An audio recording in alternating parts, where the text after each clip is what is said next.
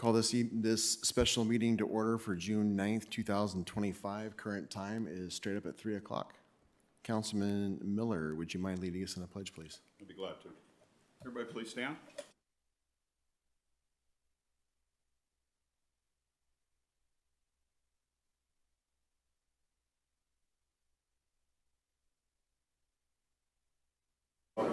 Which is stand, one nation, under God, indivisible, with liberty and justice for all.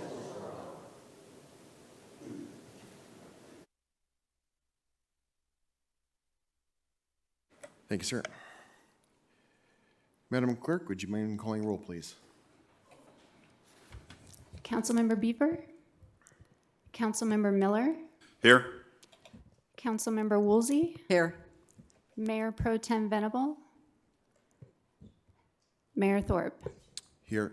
Absent from this meeting is Councilmember Beaver and Mayor Pro Tem Venable. Thank you, ma'am. Next, we'll move to public comment. It is going to be general public comment, not for the items on the agenda. Later on, when each individual item in the agenda, after the item has been presented, there'll be opportunity to comment on that particular item.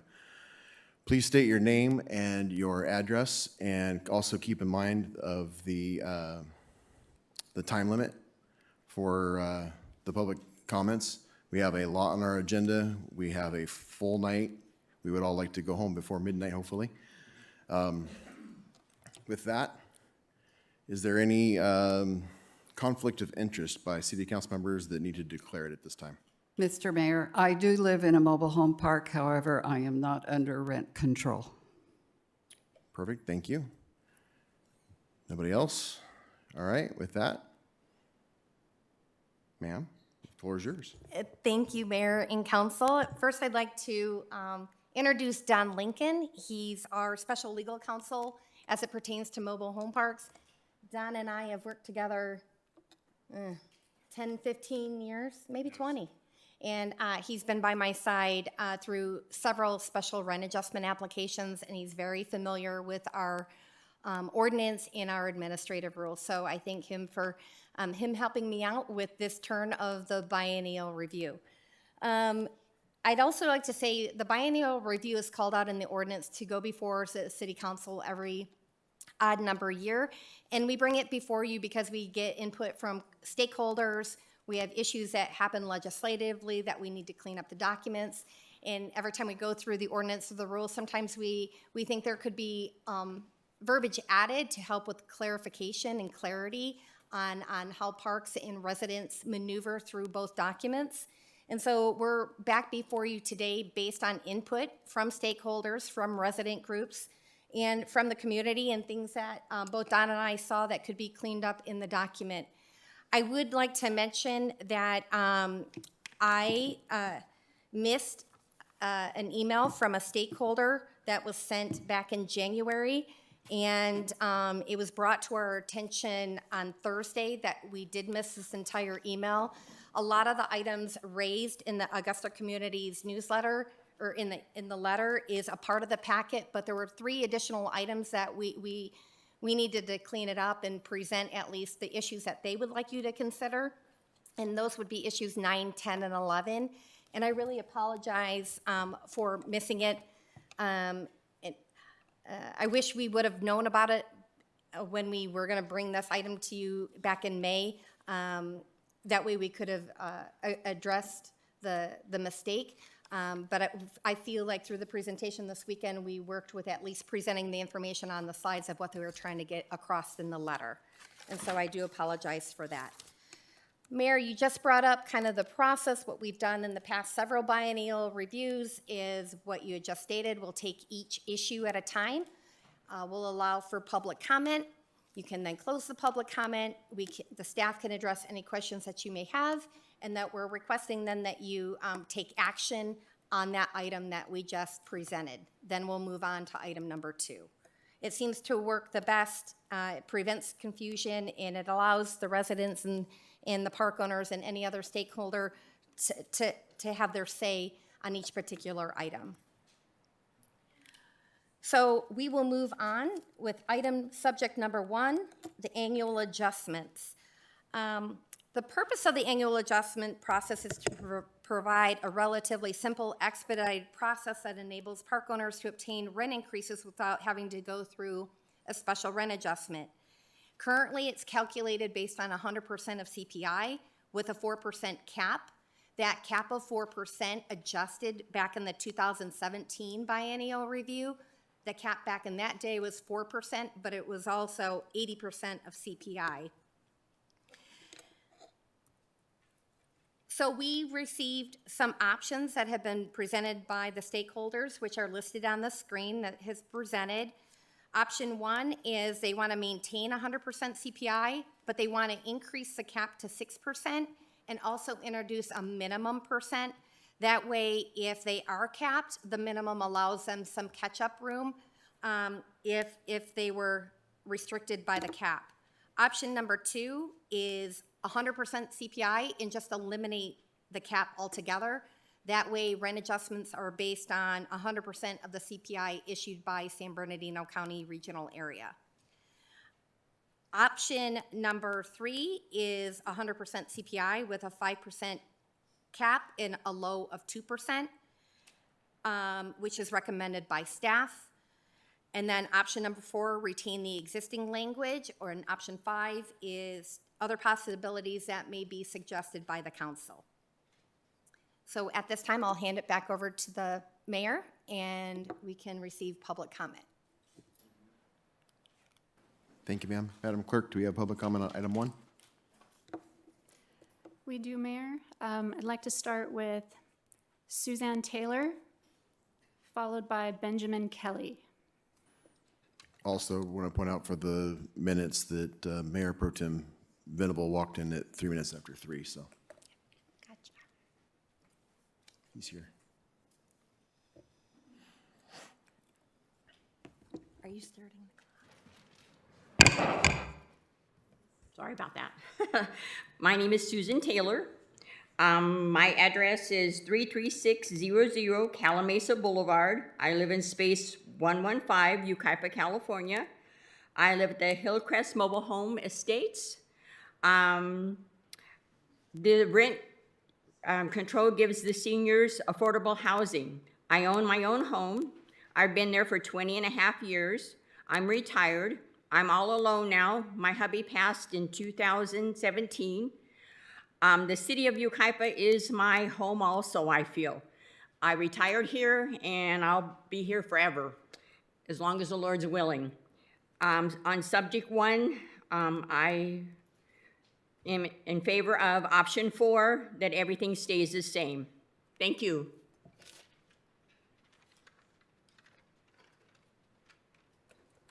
Benjamin Kelly, followed by Mark Westwood.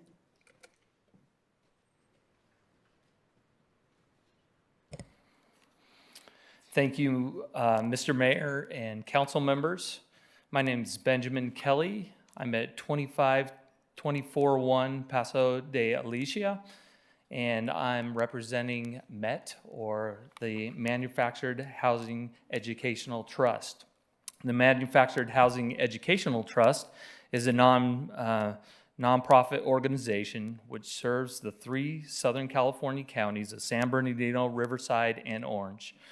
MET has, for over 40 years, served as an educational resource regarding the mobile home park industry and issues, and is and in the resolution of public policy issues affecting the manufactured housing industry and mobile home parks. MET, on behalf of the mobile home park owners of Yucaipa, appreciates the opportunity to comment today. And we feel 100% of CPI is a reasonable increase that will help fund ordinary operations and aid in savings toward long-term capital improvements. However, we oppose the 4% cap with no floor. It is not fair or reasonable to have a ceiling and not a floor. We support a modification to include a minimum of 2 or 3% floor and a maximum of 6% to eliminate the unanticipated volatile peaks and valleys that we experience that we have experienced in recent years. Adding the floor of 2 or 3% and adjusting the ceiling to 6% will lead to less maintenance net operating income adjustments in the future. Thank you.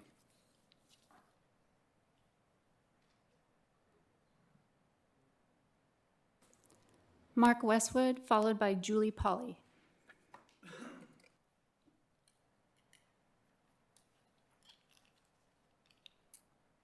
Good afternoon, Council, and thank you for listening to us today. I'm the chair of the YMRA, Yucaipa Mobile Home Residents Association, and I want to thank, first of all, Jennifer for her great expedient process and helping and educating us. You know, I represent 41 mobile home parks and their residents and their members. I would like to have a little more time to speak than 3 minutes, but we're going to do each item, I guess. And the first one is the one that we are going to speak mostly about, because the other items, believe it or not, it's going to be a flashbang kind of, we kind of agree. We're in recommendation of staff's recommendation. We're in concurrence. So just to be clear about this, in the last biennial review, the owners received a 20% hike in the CPI to 100%. We're not asking for a repeal for that. So now the formula is 4% of cap plus 100% of the CPI, whichever is less. There is no floor. But the federal government has a 2% floor. It's automatically and naturally there. I'm surprised that the MHET didn't know that. Now, just to underscore this, 5% is the cap. Via AB 1482, Mr. Lincoln, the California Tenant Protection Act. This act, codified into law, includes mobile home park residents, not 6%, 5%. It's plus the percentage of change in the cost of living, or 10%, whichever is lower.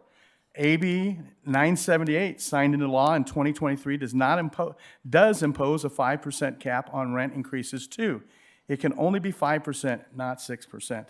And most of the state mobile home renters law, or MRL, is found in and around the area of 798-50-3 in state law, and it all keeps referring to, significant amendments and things like that. 798.17 states all leases signed after 2020, 5 years ago, are no longer exempt from rent stabilization, and leases before that are only exempt until which time as they expire.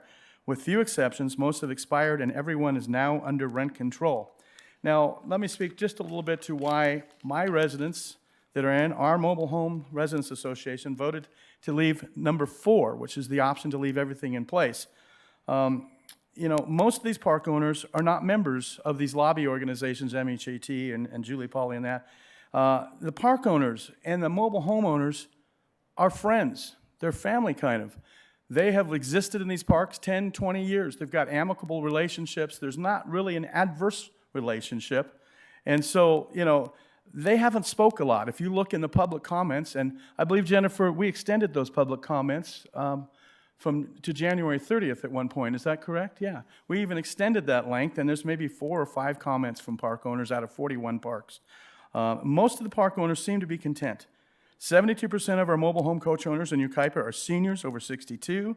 They're on fixed incomes with limited discretionary funds. They've earned money from an economy of yesteryear. They worked in the last economy. They're not making bunches and bunches of money. They're surviving on $2,000 or less. Some maybe, if they're good, $2,500 a month. Excuse me, Mayor. I'm sorry, your time is up. Okay, I'll hand it off to somebody else.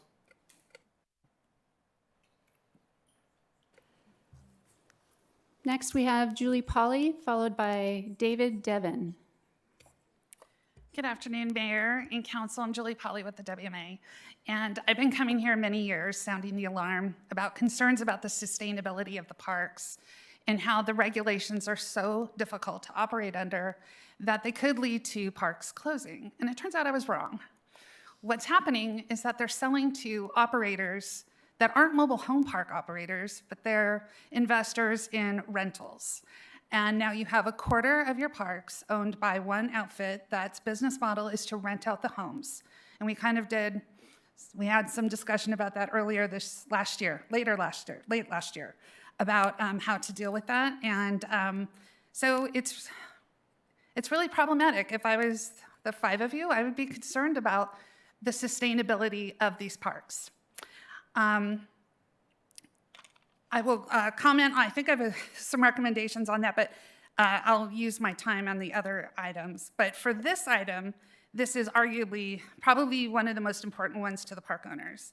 And it's a model that's being adopted by a lot of jurisdictions that have mobile home rent control locally. And it's a floor of 2 and a cap of 5 or 6. I mean, there's been different suggestions of what the cap should be. It makes a lot of sense because even though we got 100% of CPI the last time, they added a 4% cap and the cost of living was 9. I'm not here suggesting the increases should be 9. I understand that would be very disruptive and scary to the seniors in the mobile home parks. But what I am suggesting is with a floor and a reasonable cap of 5 or 6, with a floor of 2, that gives us an opportunity to catch up in leaner years where the cost of living isn't as detrimental as it has been in the last few years. So it's a model that really makes sense. Other jurisdictions, we were just in Riverside working on theirs, and they did something very similar. So I hope that you will take staff's recommendation because hopefully that sort of a change could lead to less applications. And that really should be your guiding principle today, is that you adopt policies that limit special rent increase applications. And we certainly want to be part of the conversation, help you all do that. So thank you. David Devon, followed by Joe Sutt. Make sure the clock starts this time. Didn't start right last time. Thank you for allowing me to speak. My name is David Devon. I have the pleasure to live at 35218 Fur Ave, Space 87, El Dorado Palms, Mobile Home Estates, in District 1. On Subject 1, annual adjustments, I urge you to vote option 4, retain existing language, for the following reasons. You have to remember that 50% of your mobile home parks have a senior population. These people are on fixed incomes and can just barely afford the housing available. Recently, I met a woman who gets less than $1,400 a month from Social Security. She struggles to make ends meet. I met a 91-year-old man born in 1934, who when he first started in the workforce, the minimum wage was 75 cents per hour. 20 years later, in 1974, minimum wage had increased to $2 an hour. Is it our fault that we were born so long ago? We put in our 50 plus or minus years in the workforce. We have to choose our comfort of living, choose between food, medication, heat, air conditioning, with many going without heat and AC, even after using CARE and SNAP programs. Personally, my Social Security has increased 30% in the last 6 years. While, like many of you, my home insurance has gone up 158%, electricity 56%, and gas 63%. For the last 23 years, the CPI has increased by an average of 2.91%. I believe you have this handout in your packet. It has been above 4% 6 times and above 5% only 2 times. Let me repeat that. In 23 years, it has been above 5% only 2 times. Yet it has been below 2% 10 of those 23 years. That would make a 2% floor a hardship for many of our residents on a fixed income 43% of those years. Any kind of floor or CPI increase is pricing out our seniors. My brother was a police officer. Their motto was to serve and protect. We thank you for your service as city council members. Now I ask you to protect your most vulnerable constituents. Subject 1, option 4, no change. Thank you.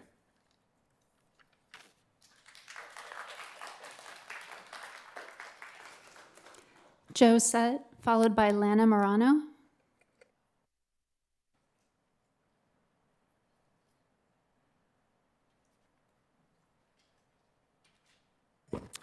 Good afternoon. My name is Joe Sutt, and I live in Wildwood Canyon Mobile Home Estates in Yucaipa.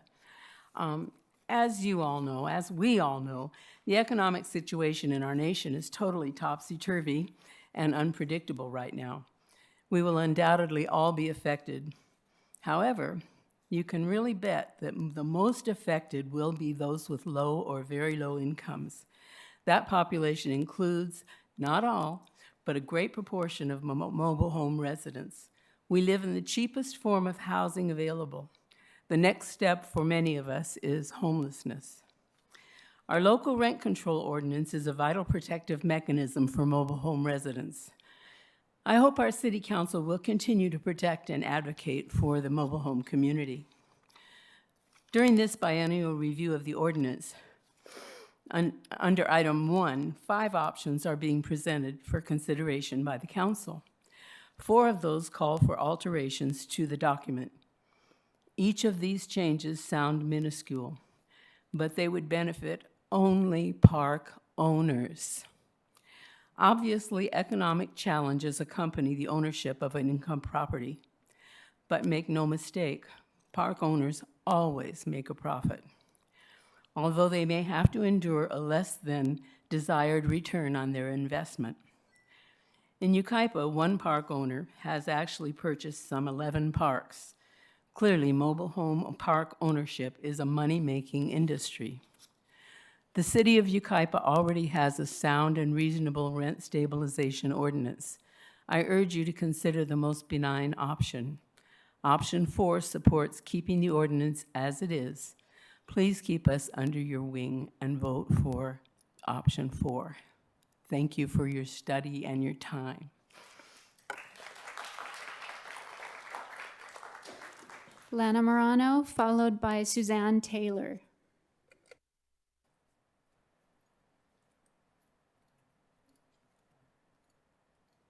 My name is Lana Morano.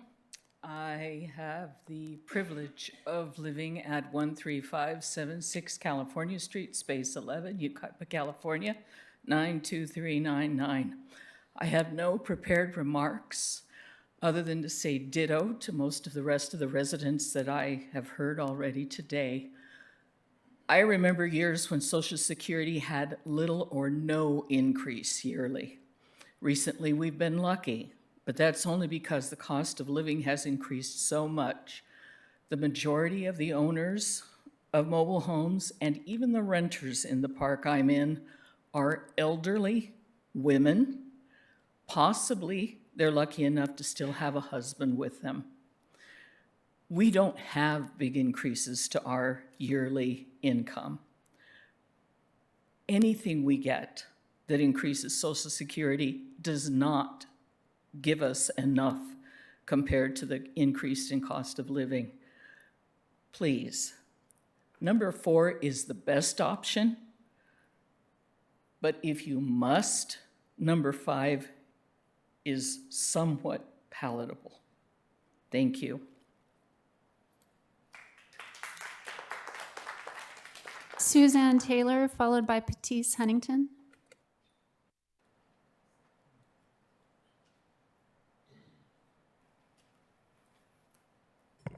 I'm Suzanne Taylor. I believe that was Susan Taylor. We might get mixed up a lot tonight. My name is Suzanne Taylor. I'm the Executive Director of Augusta Communities. We're a nonprofit owner of 2 parks in Yucaipa, Wildwood and Valley View. I would like to support option number 3 with a modification to include a 6% cap. This approach protects residents from unreasonable increases and provides predictable increases for both park owners and homeowners. This is a common approach in other rent control jurisdictions because it provides predictable increases while protecting affordability and ensuring the park remains financially viable in the long run. While protecting current residents is important, a certainty, and certainly within the mission of the nonprofit owner, mobile home park owners also face increasing operational costs due to aging infrastructure. Most of the parks in the community are at least 50 years old. Rising maintenance expenses, roads, utilities, plumbing, electrical, higher insurance and labor costs. A well-maintained community has a positive effect on home values and the quality of living for residents. A reasonable increase on turnover will provide gradual revenue growth without displacing residents. Such an increase also provides a consistent and incremental way for park owners to keep up with rising expenses and very importantly, fund capital improvements that are needed, and may reduce the need for addressing these costs through an MNOI increase, which is very, very, very expensive, both to the park owner and to the residents within the park and to the residents in other communities. Rent adjustments are linked to San Bernardino's regional CPI, ensuring fairness and transparency by preventing arbitrary increases. This 6% cap protects residents from steep rent hikes during periods of high inflation, as seen in 2022 and 23. Meanwhile, the 2% minimum increase ensures that parks can cover essential rising costs, including the annual 2% property tax increase, staffing, maintenance, and insurance. And I would like to point out as a very specific example, in one of our parks, insurance is 14% of our expenses, and it went up 67% in the last 3 years. So that is why it's important to get a rent increase, because 67% increase on an expense that is 14% of your total expenses is significant. Minimum wages, for example, went up 6.5% during that same period. That is, I guess you're not taking questions, so thank you very much. Patisse Huntington, followed by Ed Timmons.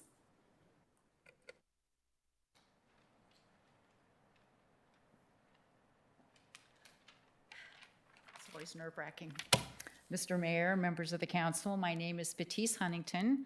I am a 20-year resident of Yucaipa and a 15-year resident of a mobile home park. I am here today to urge the City Council to carefully consider the needs of Yucaipa's more than 5,000 mobile home residents who reside in both senior and family parks, and vote in favor of number 4 in this biennial review process. Everyone is aware that affordable housing is critically scarce, and what little remains is rapidly disappearing. The industry lobbyists representing park owners, MET and WMA, are pushing for an increase with a 2% floor and a 6% cap. The city staff is recommending option 3, which includes a 5% cap. Staff comments in this particular meeting's agenda states the process ensures that the park owners will receive an annual increase based on inflation to cover increased costs and provide a profit. There was no comment about Yucaipa's mobile home residents, your constituents, who will have to reduce their standard of living to provide said profit. A comment was made recently by a city staff member that with the proposed 5%, it's just only 5%. Many seniors that are on fixed incomes, even a small increase is going to make them have to choose between medications, running the air conditioner when it's 105 degrees outside, or buying groceries for the week. And unfortunately, that comment was made by somebody that's making more than 600% more than any of us are getting on our Social Security. We want a fair outcome for everybody involved, but let's be honest, the park owners have already benefited from the adjustments that were made in 2022. It's the residents, particularly our most vulnerable, who are now in desperate need of your protection and the rising cost of living. So please consider option 4 and stand with the residents who call mobile home parks their home. Thank you.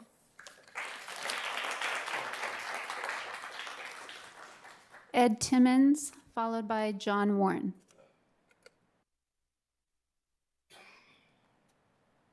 Good evening, council, or afternoon. I'm used to the evenings. Ed Timmons, District 3, Treasurer of YMRA. In the last biennial review, we went from a 5 to a 4% cap, but an increase from 80 to 100% CPI. Is that correct? So there was a take and a give.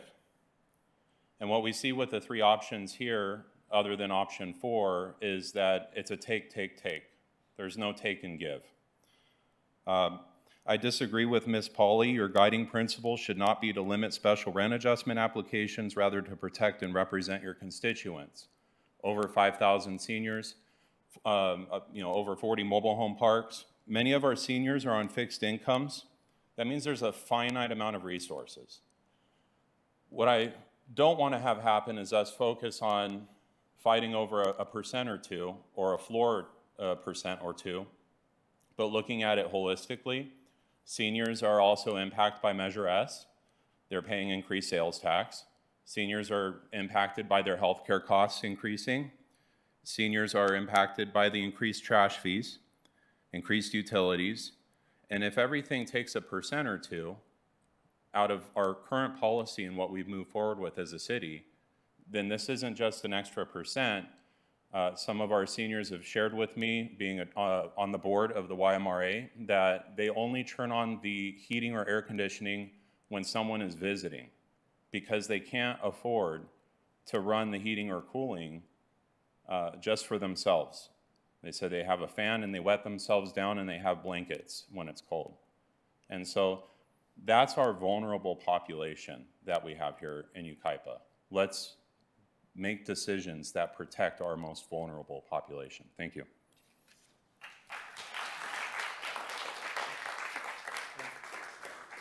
John Warren, and this is our last public comment for this item.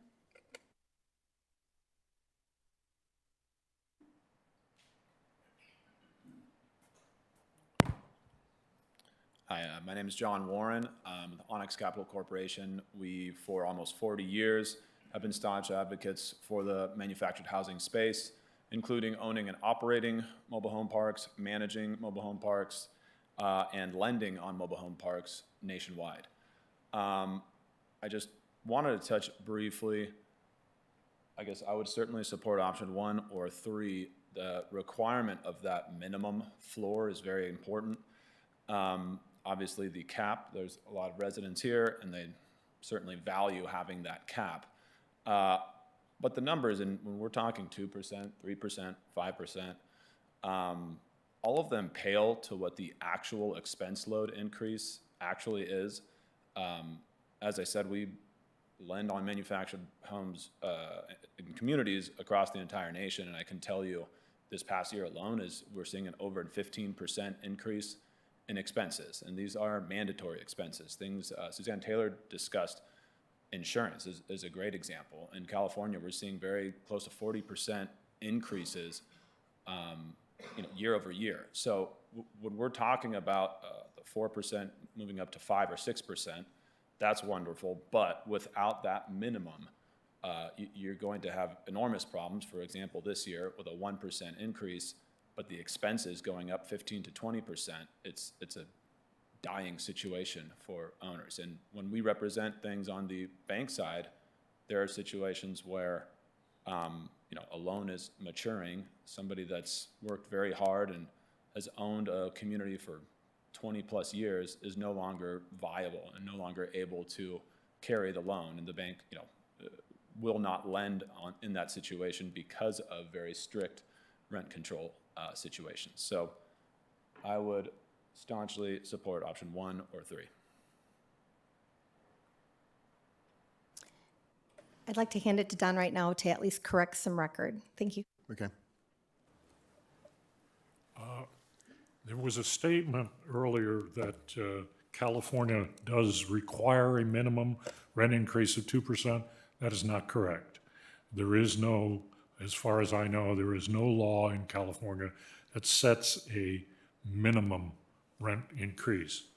I do also want to point out that one of the reasons that rent control has been legally upheld is because it's a balancing issue. It must provide park owners with a fair return while not imposing excessive rents on the mobile home or park residents. So it's a balancing situation. Thank you, sir. Okay, we open it up for a comment amongst my colleagues here. Do you have any comments on this, on item 1? Do you have any comment?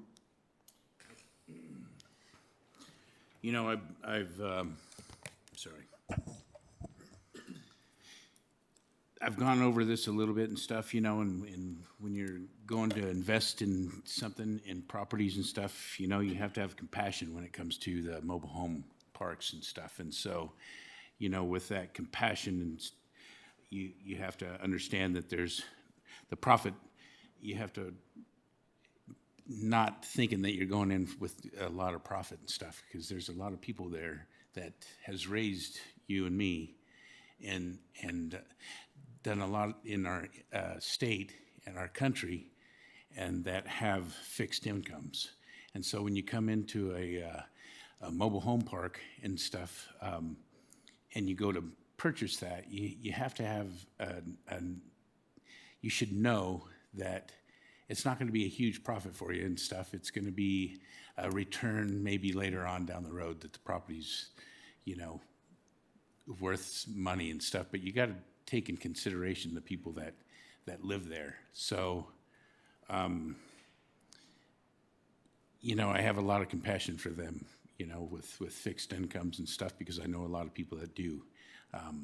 So this is a tough one for me for the owner part, you know, the people that own it and stuff. And I know that there's cost on that and stuff, but there's a lot of costs that go to them as well. And when their income is fixed the whole time, it doesn't budge. They got insurance, health insurance, homeowners insurance. It's scary for them, you know, day by day. You know, you're an investment company and stuff. You know the risks and everything that you have to take and stuff, and you got to have the compassion that you know when you go into something like this. So I'm all for option number 4. Councilman Miller?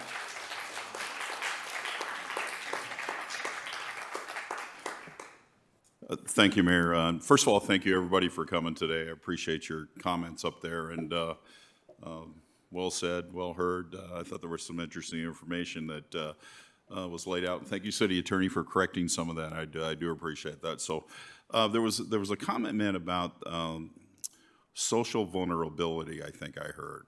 And I actually had brought that up when we were talking about emergency management and generators in a meeting a while back. And if you remember, we had the public safety power shutoffs. I think I had made a call into who was representing YMRA at the time, because I was concerned about many of you that didn't have power, and that maybe somebody wasn't helping you. And we kind of help everybody else sometimes, but we got to remember there's a population in our town that doesn't have the same wherewithal to maybe get the services that everybody else does, or maybe doesn't have family helping them.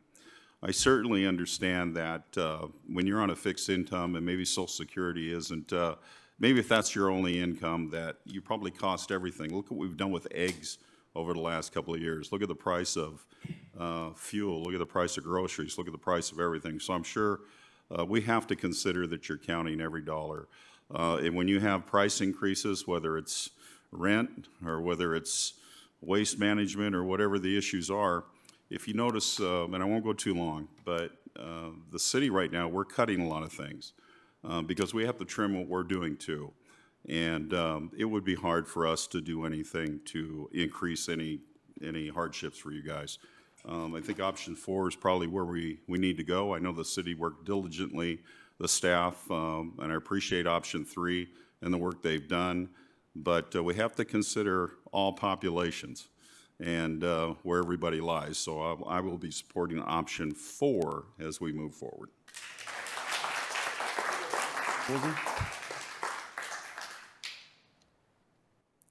I do live in the mobile home park. I hear everything that you said. Even though we're not under rent control, we have concerns for our members as well. We have several members that are elderly, under a certain amount of income. I'm under a certain amount of income. I understand. And I also support option 4.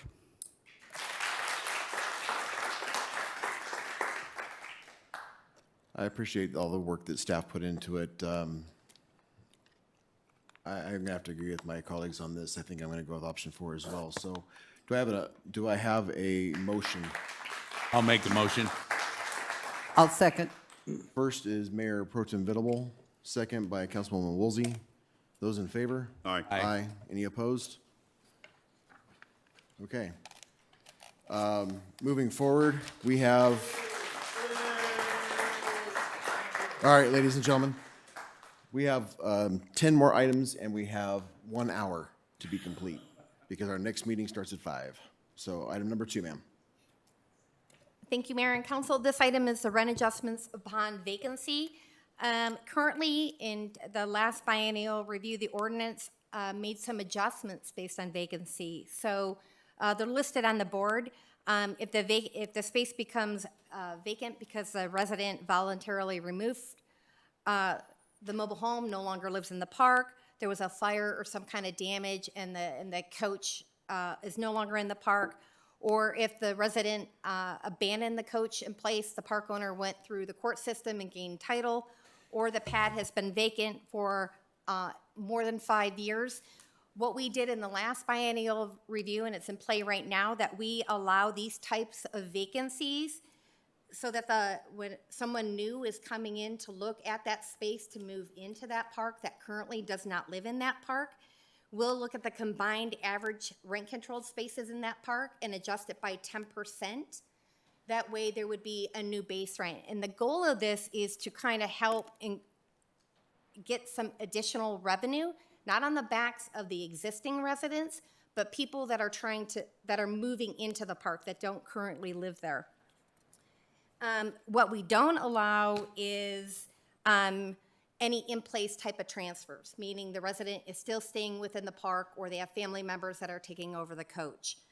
Stakeholders are recommending for the council to consider options that allow basically if any type of vacancies occur, that the park owner would be allowed to adjust that space rent by market rent, and then it could fold back into rent control. Option 2 is similar to that. There would be specific limitations, however, they didn't supply any type of solution to how they would get to an amount that it could be adjusted by. Staff is recommending option 3, which is an amendment to the existing process, and it would change from 10% to 20%.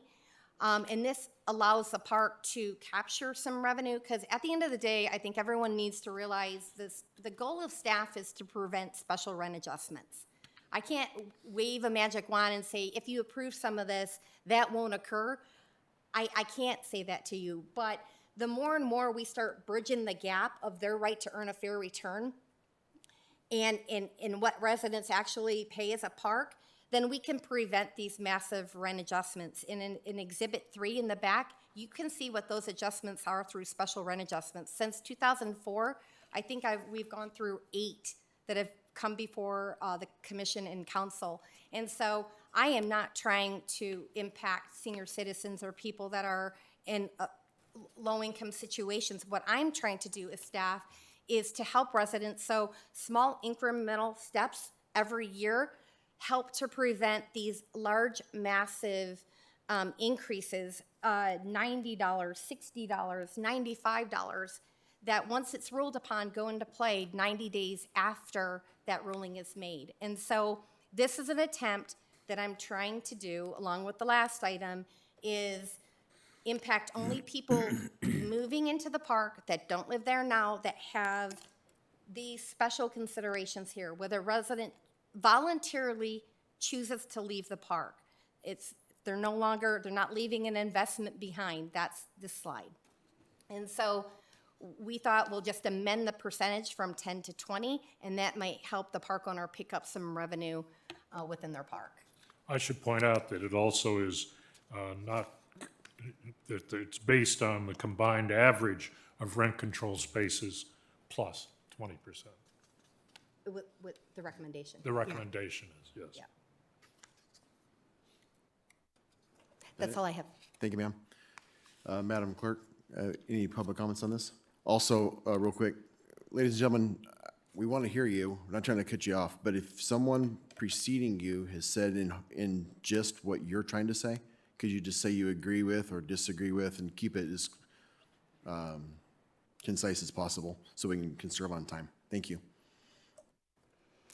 First up, we have Susie Taylor, followed by Suzanne Taylor.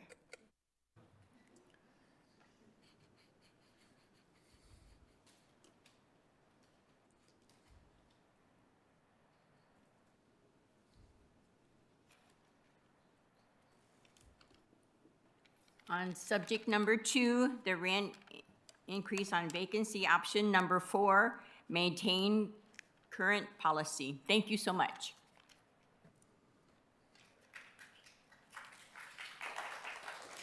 Suzanne Taylor, followed by Benjamin Kelly. I support staff's recommendation for all the reasons that they commented on, particularly that it's protects existing residents only upon a transfer of ownership. And I will say that if you actually took the opportunity and had the data to study the increase in home values in Yucaipa, they have increased substantially. So there will be the opportunity for a person who sells their home to make a significant return. Thank you. Benjamin Kelly, followed by Julie Pauly. Benjamin Kelly with the Manufactured Housing Educational Trust, and I'd just like to point out that new home buyers you must go through the process to be income qualified, and it's much like buying any home. And so on that, definitely would be interested in promote option 1. I think the primary goal of the ordinance is to protect existing residents from excessive rent increases. Vacancy decontrol allows new residents to negotiate a rent agreement with the park owner that is mutually acceptable, but it does not affect the rents of existing residents. The approach allows new tenants to choose an initial rent that is reasonable and fair, while existing residents remain fully protected under the rent control guidelines. Thank you. Julie Pauly, followed by Joe Sutt.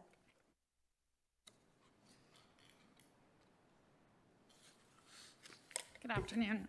Mr. Venable, if I could respond to your statement. I totally am in agreement if somebody buys into a mobile home park to have, to be mindful that it's a mobile home park investment. This ordinance was imposed upon folks that that owned at the time. Most of them have sold, which isn't great, but not everybody bought into this with their eyes wide open. There's several of them still that had this imposed on them. And so I just wanted to get that on the record. We too had the same concerns for our residents. So I'm not here asking to get rid of rent control. We're just asking for some modest changes. It's a pressure valve. And if you could kind of let off some steam easily, it avoids the applications that Jennifer mentioned. They are extremely time consuming for your staff. They're expensive for park owners. They're expensive for the city. They're very worrisome and disruptive for your residents. So if you can make small incremental changes, it helps avoid those applications that sometimes have $100, right, Jennifer, $150 increases with them.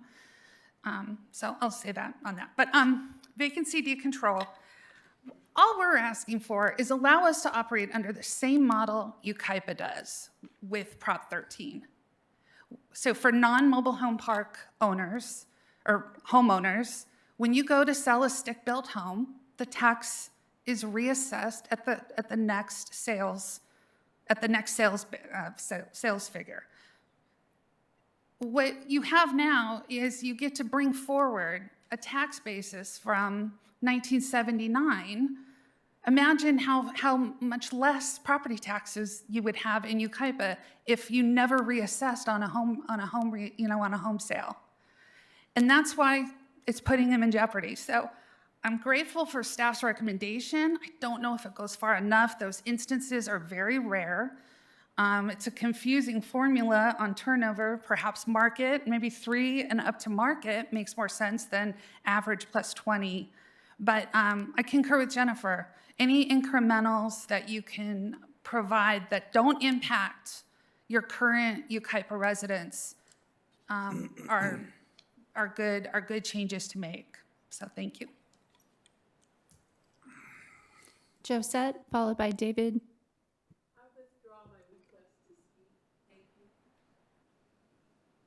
David Devon, followed by Mark Westwood.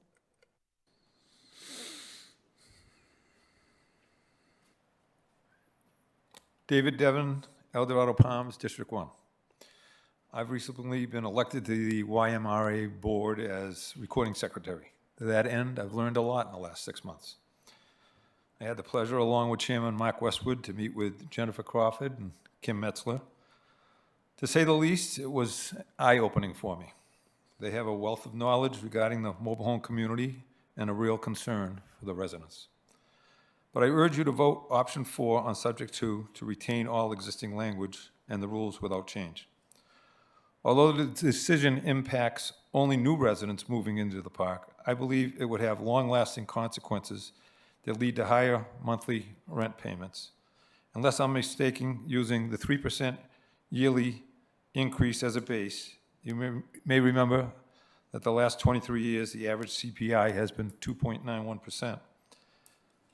So using 3% as a base and a $500 per month space rent, if I live in my home for 10 more years, I will have an increase of 33% in my monthly payment, and it'll be about $670. On the other hand, if that same space was to be sold twice in the next 10 years, the space rent would increase approximately 62% at the current 10% increase to $810. And if you went to 20%, it would be $1,055. What greater services or amenities does a new resident get for paying the extra 10% above the 10% already being paid? I presume none. I urge you to vote option 4 on subject 2. The 10% increase would seem to be sufficient and keep the overall price of mobile homes under control. Thank you. Mark Westwood, followed by John Warren. Well, we met, the mobile home general population met, the board met, and we were all in agreement here, mostly in agreement with this. We're slightly confused at what we heard, though, in the actual language of the staff's recommendation, and so we need some clarification, please. The staff recommended a 10% increase from a 10% already existing increase upon vacancies. That's a 20% increase. We understood what it was, a 10% increase on renters from outside of Yucaipa. That's the way we understood it, or maybe possibly outside of the mobile home community, but would remain 10% if someone was already a Yucaipa resident. And maybe I totally misunderstood that. It's not in the language that way. And so I just would like some clarification on that. We mostly don't oppose this. We mostly agree. Can we do that? Mark, can we go ahead and make your comment, and then at the end, Okay. I can have them make their clarifications on Okay. any other points? Well, you know, if it would lower the sale value of the homes, remember the owners or the gatekeepers of who gets to rent in the park anyway. Right now, as it stood, and we took a vote at our mobile home meeting that we mostly agree with this, we just want some clarification. Thank you. John Warren, and this is our last public comment.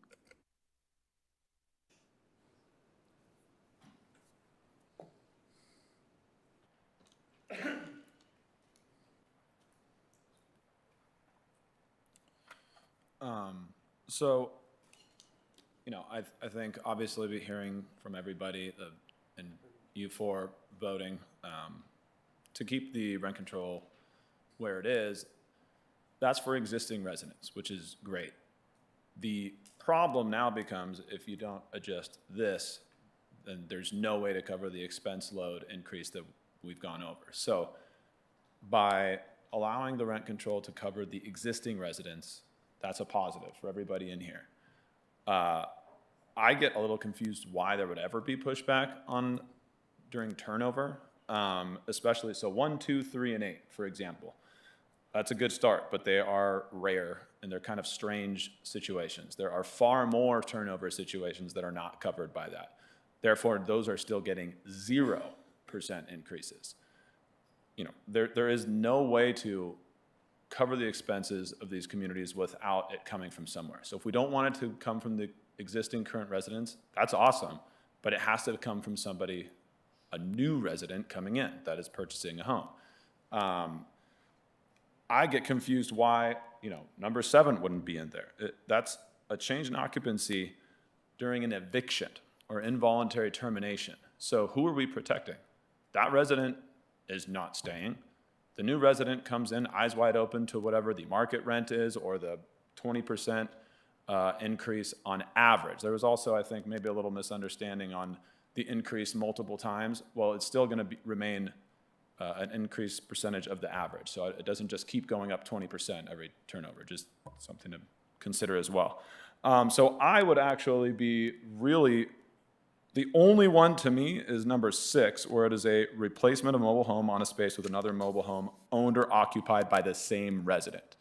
So number 6, I think you can keep the way it is, because that is, you're protecting an existing current resident, right? That's a good thing. We're all in agreement in protecting our existing residents.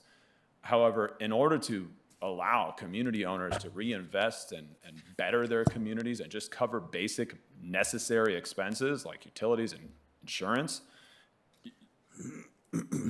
really any of these situations other than 6 is a new incoming resident. So to be able to increase that is necessary, and I think has to be kind of where we all come into agreement while keeping current residents happy and having new residents pay their fair share, and which will actually benefit the existing residents in maintaining their communities, making it great for everybody. So just for clarification, if it's okay, so, not for you, thank you. Not to be rude, but no, for clarification on item number 3, it's based on these provisions here, as I stated, these conditions, and yes, they are not all the time, but I mean, I think we maybe processed 20 or 15 to 20 this past year, and on average, when you take the combined average spaces, rent-controlled spaces, and it's that park specific. It's not in total, it's not from another community, it's Park X. If they have a space that runs within these conditions here, they reach out to the city, we take the rent-controlled spaces, get their average, and then apply 10%. And verification, even with Kim, you're looking at a $20 to a high-end $30 increase for that space per month. We are not talking hundreds of dollars, we're talking an incremental. And it applies specifically to that park and these conditions right here only, not these, which are in-place transfers, that would apply with option number 3. That's just for clarification. Thank you, ma'am. Brief comments by council members or a motion? I move that we adopt option 3. I'll second that. Any comments? No? All right, so I have a first and a second. Those in favor? Aye. Aye. Opposed? Okay.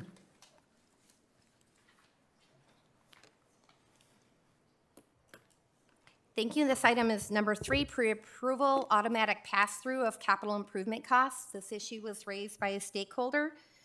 Just want to note that capital improvement adjustment procedures ensures that residents living in regulated spaces are informed about a proposed project, costs associated with the improvements, and have input on whether they agree or are willing to pay for the improvements before the improvement is carried out in the park.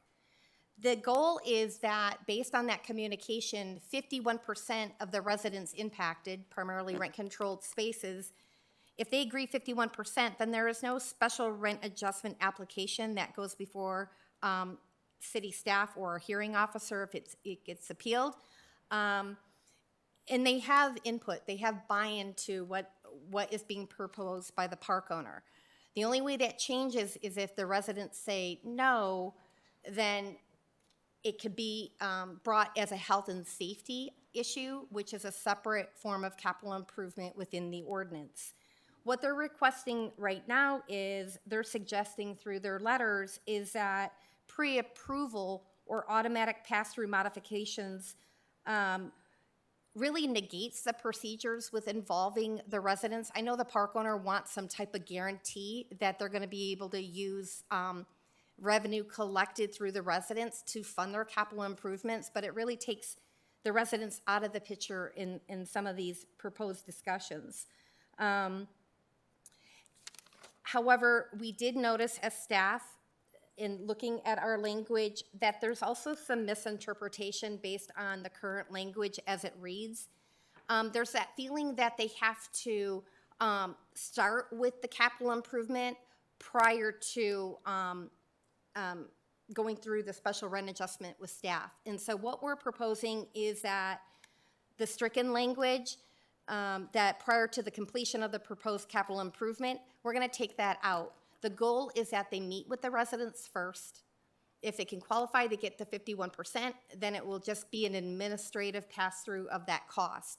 If it doesn't get approved by the residents, then a capital improvement based on health and safety then will come before me as a special rent adjustment application, and then we'll review it based on what the health and safety component is. But we definitely don't want them to start on the capital improvement project before they even go through step 1 or 2.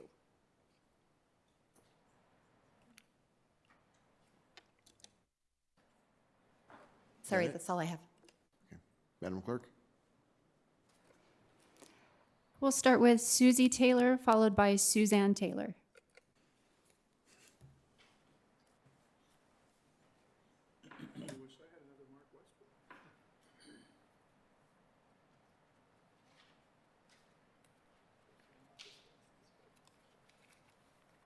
On subject 3, I say that we maintain the current policy. Thank you. Suzanne Taylor, followed by Benjamin Kelly. Thank you for hearing me again. I think that a tweak to this would be better. And this is, I think, to better inform the residents and keep them in the loop rather than meeting with them before we have all the information. On a health and safety capital improvement request, I believe the residents should know that the city has a opinion on whether a project meets a health and safety standard before we meet with them. I absolutely think we should meet with them, and we in our ownership, and I think staff will agree that we meet with our residents frequently and thoroughly and discuss topic after topic. So, but with regard to this, I think that we should have the city weigh in before that they agree that's a health and safety. Otherwise, the residents don't have that information. Additionally, I'd like to change some of the language in that section. It calls for a community to say that something is dangerous in their park before it meets a health and safety criteria. We don't want to get to dangerous. I'm sorry, this item is, you brought up in your letter, this is later in the agenda. This doesn't have to Sorry, deal they're with- so closely linked, it's hard to say. I know, but they're separate. Okay, I'll repeat myself then. Okay. Then I'll say it twice. But really, I would just like the residents to have that information about the city's opinion before we get to meet with them, and I do support meeting with them. Thank you. Benjamin Kelly, followed by Julie Polly. Mark Westwood, followed by David Devon. What about Julie Pollock? Did she pass? Yeah, I defer. Oh, okay. All right. Well, this is pretty simple, but first of all, I want to say, you know, the idea that we have a net or triple net applied to residents, that's a commercial property concept, not a residential property concept. So, you know, addressing all this, talking about insurance, you know, capital improvements, registration fees, all these pass-throughs, you know, we're not going to support. And in particular, this particular one, we just go with a staff's recommendation to maintain the current policy. No radical notions that residents should pay for all capital improvements. You know, my park owner, the DeJaker family, have done tons of improvements in our park. They keep the park up very nicely, from the roofs to the clubhouse, to the pool, to roadways, and not once have they ever tried to pass through a capital improvement like that to us. And it's just part of the process of doing business. So we support the staff's recommendation on this one. Thank you. David Devon, and this is our last public comment for this item. All right, thank you. Any brief comments or a motion from my colleagues? And be advised, Councilmember Mayor Pro Tem Venable had to step out for a phone call. I have a question for our city manager. The, capital projects can mean many things, and I'm stepping around from emergency. We've had the emergency issues before. We had to replace something major, water, et cetera, something that's happened. So give me just run of the mill in this last year from our mobile home resident or parks. How many capital projects have been enacted that have we really been, let's say, not only plans have put him for, maybe been approved? I mean, you don't have to be specifically accurate, but about how many? Well, we have parks doing capital improvements year-round. However, a special rent adjustment application, the last time the city received one was in 2023. I'm knocking on wood. That's kind of where I was going. Yeah. And when we talk about these capital improvements, give me an example of some of the capital improvements, maybe what we saw in 2023, something like that. A lot of them deal with street improvements. A lot of these parks were built in the 30s, 40s, and 50s, and although they've done maintenance to do an overlay or to make, a slurry seal, something like that, after time, the road just breaks down, no different than a city street. And so if they can't work that through the residents and they don't obtain that 51%, then those have come before the city as a special capital improvement based on health and safety, which then the engineering team goes out, they took a look at it, they look at the maintenance logs of the park, and if deemed that it meets the qualifications of health and safety, then we make a ruling on that. Thank you, City Manager. That's all I had, Mayor. Ma'am? I move that we accept the staff recommendation. I'll second that motion. All right, we got a first and a second. Those in favor? Aye. Any opposed? All right. Number 4.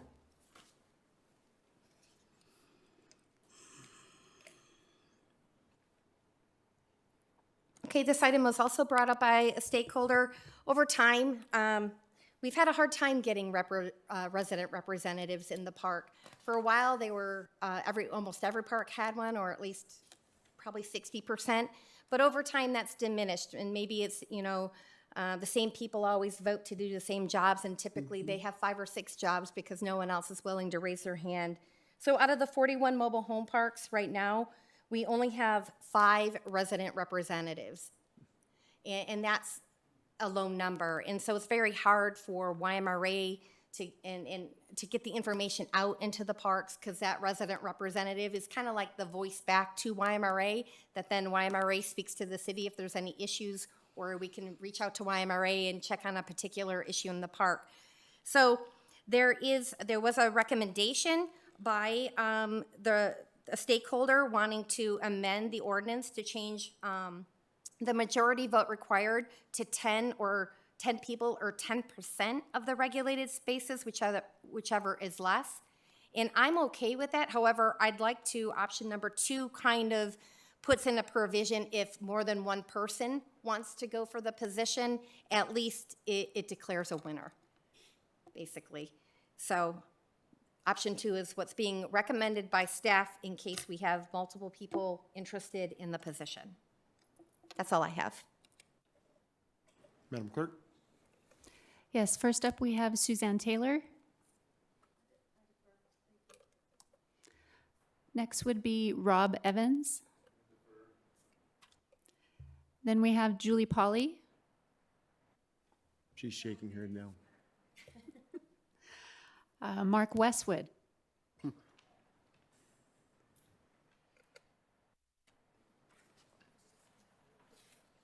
I'm just getting up here to say yes, because I was the stakeholder that kind of recommended it. Yeah, we go with staff recommendation. Thank you. Thanks, Mark. Bill Scala, followed by David Devon.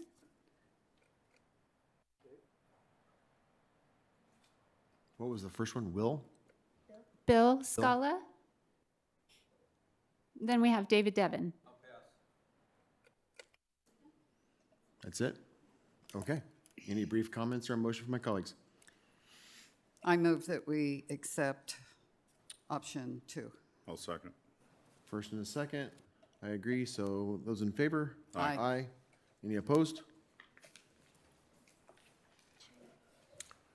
Okay, the next item is property tax pass-through.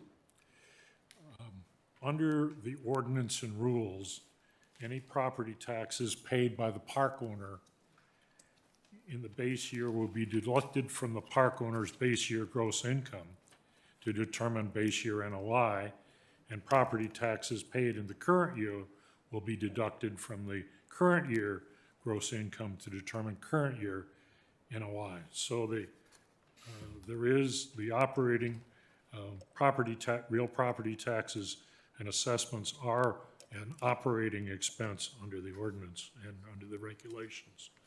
What the suggestion was by a park owner is option one, amend the ordinance to allow the park owner to phase in property tax increases over 2 years.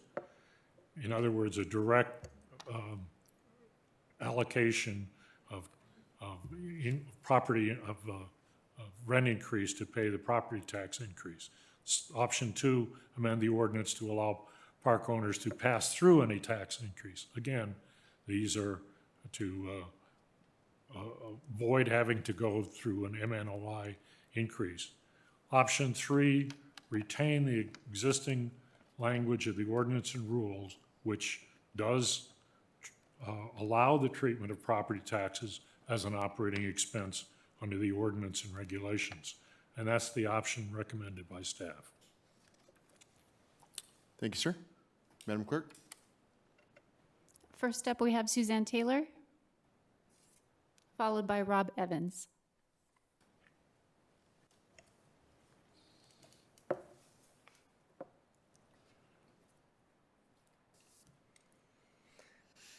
I just wanted to point out that there's not been a lot of discussion about the MNOI process and how expensive it is to the residents.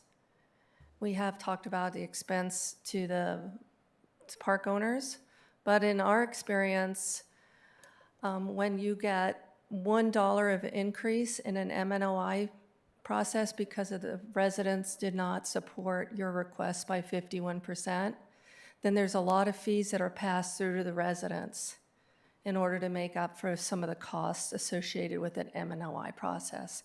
And we're talking a lot of money. And that extends for a 7-year payback, I believe.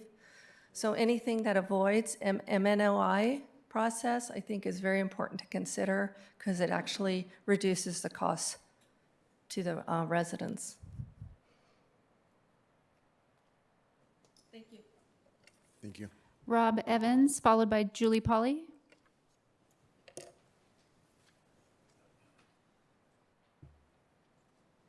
Good evening, Mayor and council members. Rob Evans with Met. Yeah, we would support the automatic pass-through of the when the property taxes and have it phased over, 2 or 3 years. That way it's not such a big impact and we can avoid the MNOI. Thank you. David Devon, excuse me. Followed by Mark Westwood. David Devon, Eldorado Palms. The stakeholders' comments regarding this request baffle me. It is stated in Attachment B that park owners have increased property taxes, which they must absorb. That's the cost of doing business. They also state that the park has streets, sewer lines, electrical infrastructure, lighting, clubhouses, pools, and more. I contend that park residents have obligations too. As I stated before, increased costs for insurance, electricity, gas are all absorbed by the resident. Maintenance of the outside of the mobile home involving weed eradication, pest management, ground covering, roofing, pad supports, earthquake bracing, secure carpeted landings, trimming of shrubbery and control of trees, fencing, etc., all fall upon the resident. Inside, any upgrades to kitchens or bathrooms, flooring, lighting, plumbing issues, HVAC problems, painting, appliance replacements are all the responsibility of the resident and therefore our problem. All costs associated with these are absorbed by the resident. I ask you to go forward with option 3 as recommended by staff. Retain the existing language relating to treatment of property taxes as operating expenses. Thank you. Mark Westwood, and this is our final public comment for this item. I'm really surprised by MHDT and WMA and how ill-prepared they are and how they're liable to say things that are just not true and whine a lot. But the fact of the matter is, I think everybody in this room has taxes. They have to pay their taxes. And this net approach is wrong. Absolutely 100% YMRA opposes. We say no, and we're going with the staff recommendation. We concur with staff. Option 3. Thank you. Thank you, sir. Any brief comments from my colleagues and/or a motion? I'll move option 3. A second. All right, you got a first and a second. Those in favor? Aye. Aye. Any opposed? We're almost halfway. The next item is subject 6, insurance increase pass-through. Under the ordinance and rules, any insurance premiums paid by the park in the base year will be deducted from the park owner's base year gross income to determine base year NOI, and any insurance premiums paid in the current year will be deducted from the park's current year gross income to determine current year NOI. In other words, similar to the property taxes, insurance increases are an operating expense, which are under the ordinance. The option, one option proposed by the stakeholder is to amend the ordinance to allow the park owners to pass through as a direct expense the insurance premiums without the need for an MNOI. Option 2, retain the existing language relating to the treatment of insurance premiums as an operating expense. That's the option recommended by staff. Thank you, sir. Madam Clerk? First up, we have Suzanne Taylor, followed by Rob Evans.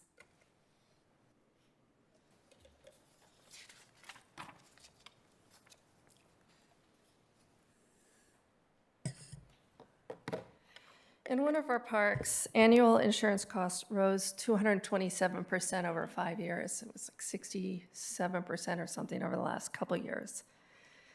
It jumped from 11,000 way up to beyond 37.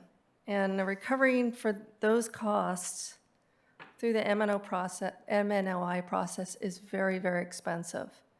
It costs upwards of $70,000 on our part to calculate the MNOI process, to hire someone to do the MNOI calculation, get an attorney, meet with the city, meet with the residents, go through the hearing process, and the city has similar expenses. If you if you are awarded an increase at all related to that, then those expenses are passed through the residents. So the purpose of this discussion and this idea was try to capture those costs, which are very, very easily proved.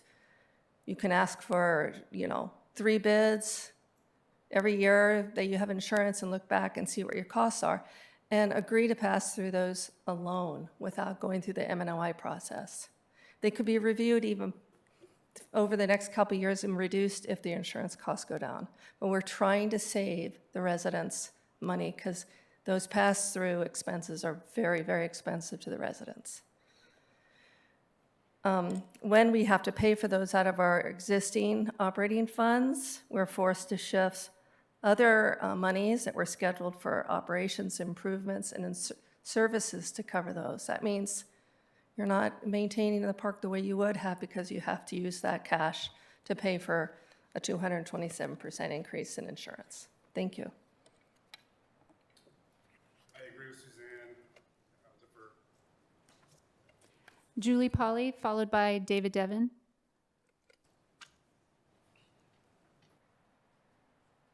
I think just to reiterate what Suzanne was alluding to, we're just trying to avoid the applications. This issue alone is shocking our industry and a lot of other property owners. I know we're not,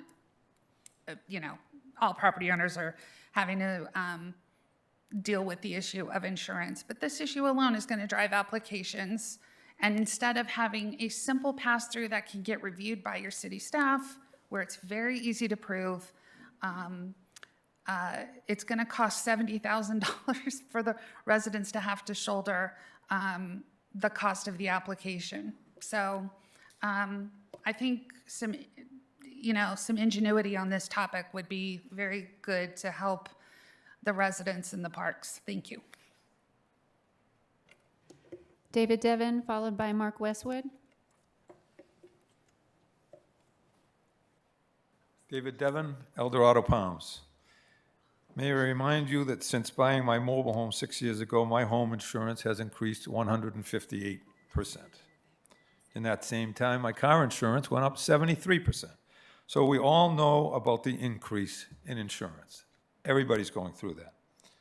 We as residents have to absorb our insurance costs. The owners can absorb their insurance costs. I ask you to go forward with option 2 as recommended by staff. Retain the existing language relating to treatment of insurance premiums as operating expenses. The residents have enough issues already making insurance payments. Thank you.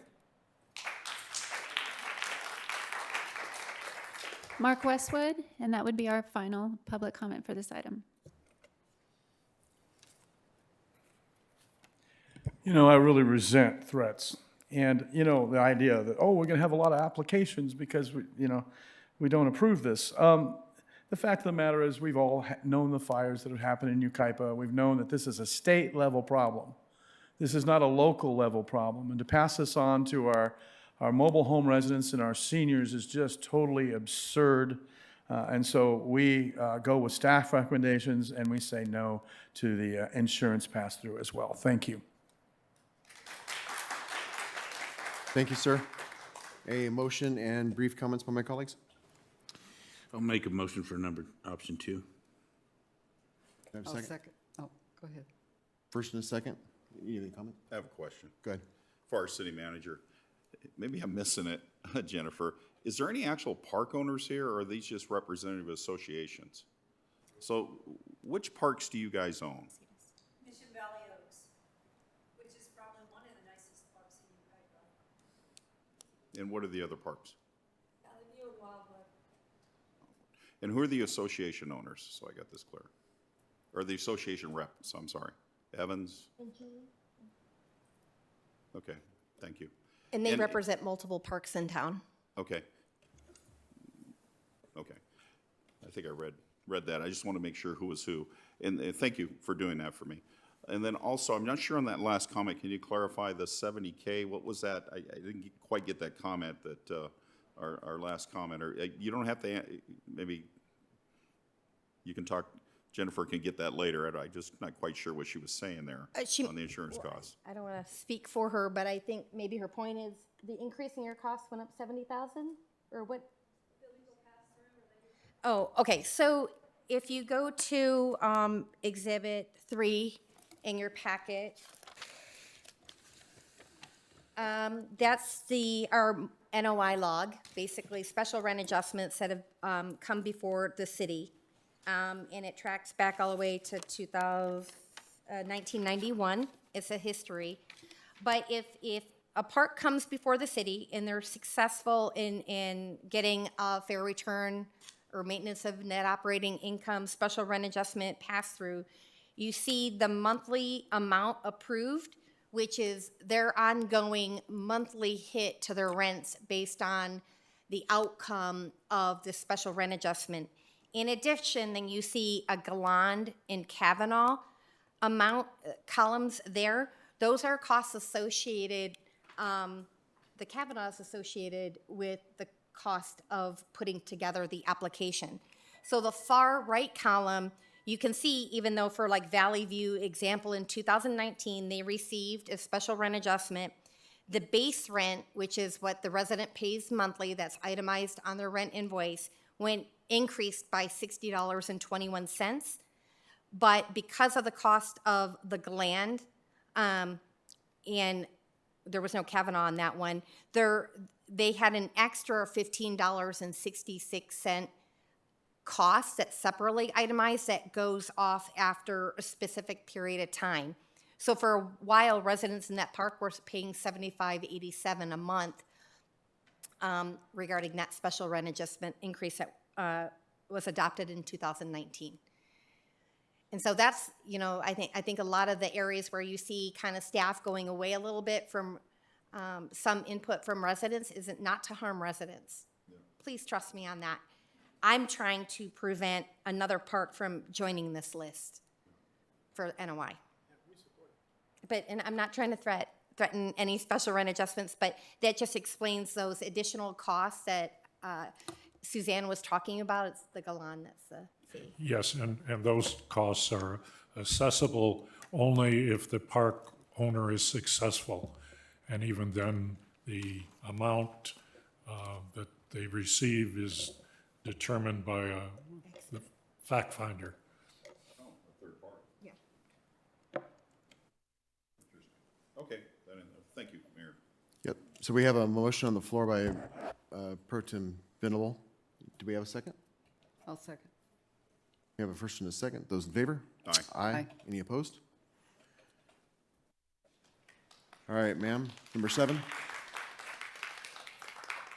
Thank you. Item number 7 is our annual registration fees. I think council's very familiar with this topic because staff brings these fees to you every September for you to review. In the past, council has, since 2004, we've had special rent adjustment increases and special applications that take expert time in costs. And so in order to ensure that the mobile home rent stabilization program covers the cost of itself and the general fund is not impacted, we came up with a formula that's based on a 3-year rolling average, that we take all the costs associated with that year, we run it through the formula, and then we come to council in the fall of every year in September to let you know what the new annual registration fee is. And that fee then is, once adopted by council, residents and park owners are alerted to that fee. They have 90 days, and effective January 1st, those registration fees go into place that are itemized on the resident invoice. The resident pays 50%, and the park owner pays 50% per space for that fee to cover the costs associated with the city program. And so a stakeholder is raised a recommendation that basically the residents bear 100% of the costs associated with the fee. There's a second option where stakeholders recommended that the ordinance and rules exclude park owners who prevail in an MNOI, which, well, it's a suggestion that you could consider. And then option 3 is that we retain the existing language, because no matter what goes on in a park or what benefit a park owner gets or a resident gets, there's a cost overall associated with running this program that covers my time, Kim's time, other legal time, expert time, depending on what's before us. And the people who benefit from rent control or who are in the rent control program cover all costs associated, versus having other taxpayers who don't live in a mobile home park covering somewhat of the cost through the general fund to help offset the cost of the program. So I hope I didn't make that a lot more confusing than it needed to be, and I apologize if I did. So 3 options before you: either put 100% on the residents. Option 2, parks that benefit from an MNOI shouldn't have to be a part of the factor. Or option 3, maintain the existing language. That's all I have. Thank you, ma'am. Madam Clerk. First up, we have Suzanne Taylor, followed by David Devon.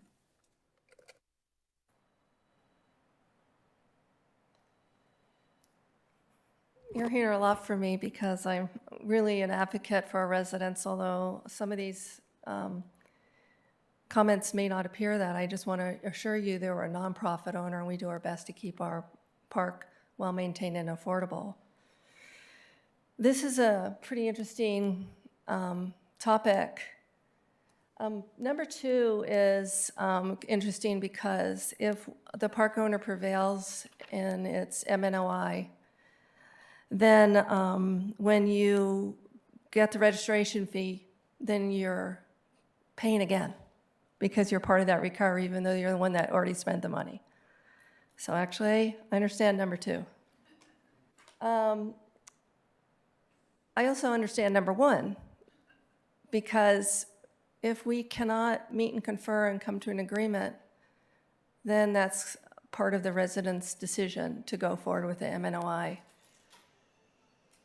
And the number 3, I'm not in favor of, and I have a few more comments. Oops, sorry. Under Yucaipa's ordinance, a park owner who successfully obtains a rent adjustment may request a temporary increase. We already talked about that. However, the ordinance gives broad discretion to the city in determining the amount eligible for the reimbursement. In the case of Valley View, despite, when 2020, whatever date that was, despite prevailing in the MNOI process, I believe city staff arbitrarily ruled that less than 50% of the cost could be recovered through a temporary rent increase, effectively negating a significant portion of the adjustment awarded. This forced the park to absorb the remaining expenses, diverting funds scheduled for operations, improvements, and resident services. To ensure fairness, the ordinance should guarantee that the park owners can recover all legitimate expenses incurred during the process. The city should be required to provide a detailed written explanation for any denied expenses, outlining the specific reasons and methodology used, and a formal appeal process should be established without having to go through the court system. Let me see. And then, yes, modify the registration fee to exclude park owners who prevail in the process from cost recovery, otherwise they're paying twice. Thank you. David Devon, followed by Mark Westwood. David Devon, El Dorado Palms. Whereas the ordinance is a binding agreement between mobile home park owners and mobile home park residents, and whereas there are costs incurred to administer the mobile home park rent stabilization program, it only stands to reason that costs for such administration be divided equally between park owners and park residents. I ask you to move forward with option 3 as recommended by staff. Retain the existing language pertaining to the annual registration fee. Thank you. Mark Westwood, and this is our final public comment for this item. Okay, the park that I live in, Crafton Hills Mobile Estates, has 159 spaces. They pay about $1,000 a month, and then we share that 50-50 among the residents. There's a cost to administer this program. It's just the way it is. And so, we don't want to pass this through to the residents 100%. That is ridiculous. So we support the staff recommendation of leaving the current language in place, and I believe that is option number 3. Thank you.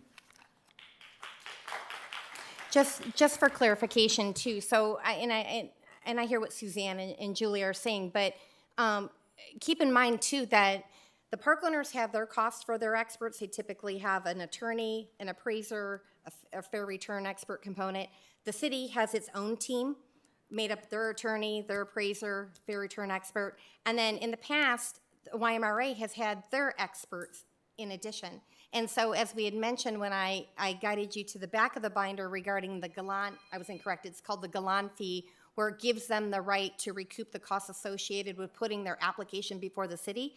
Then that gets reviewed by experts and we see what their costs are. They get that component. There's still a cost to the city and its experts. That's what gets recaptured into the rent control fee. So just for clarification. I'd like to also clarify one statement that she said was that there was no appeal. They're actually now under the ordinance with a hearing officer, that decision as to whether or not there will be an award to a successful park owner will be made by the hearing officer. Thank you. Ladies and gentlemen, we're moving right along, but we've had about 3 or 4 cell phone calls come in during our hearings today. So if you get a phone call, please go outside and receive it and talk out there so you don't disrupt. And then if you have your phones with you and you haven't already done so, please put them on silent now. Thank you. Back to the city council, brief comments and a motion, please. I'll make a motion for option 3. You got a motion? Do we have a second? Or a comment? Or both? I'll second option 3. Give me a comment? No. Okay. We've got a first and a second. Those in favor? Aye. Aye. Any opposed? Okay. Moving on to item 8. Oh, and I forgot to mention that Pro Tem Venable back in about 4:26 for our record. I didn't say that earlier. All right, back to you.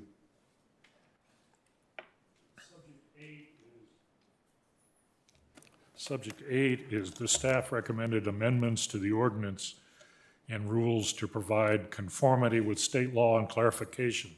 As you can see, there are a large number, what are there, 25 or so different subjects. We can go over them in some detail, but in fact, most of them are kind of just cleanups.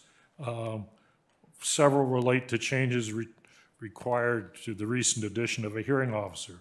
Items 8A, G, H, I, K, L, M, N, and P relate to that.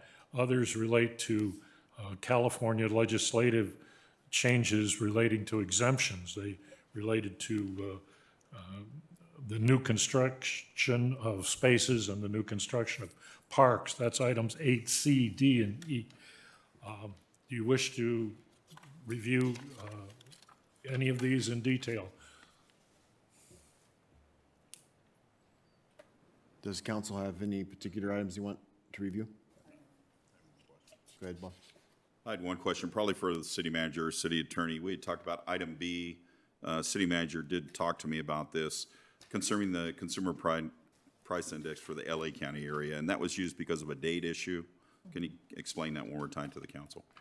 There was a hole in the ordinance which needed to be adjusted. There was under the MNOI formula, you can go back and look at some prior years. There were a series of years where under the ordinance as it existed, it didn't say what CPI you use. So that's why that was put in, just to cover those specific years. The chances of it ever being really used are probably very small, but it was to just cover the possibility that there would be someone making that claim during those years. Thank you. Thank you, sir. Any other comments? Do we have any public comments on this one? Susie Taylor, followed by Suzanne Taylor.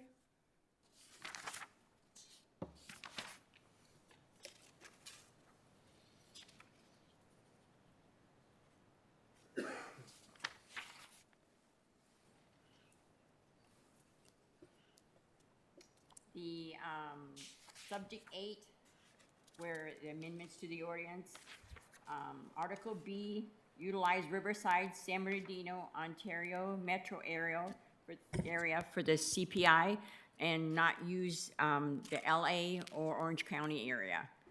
Thank you so much for your time and thank you so much for your service. It's been a privilege. Thank you.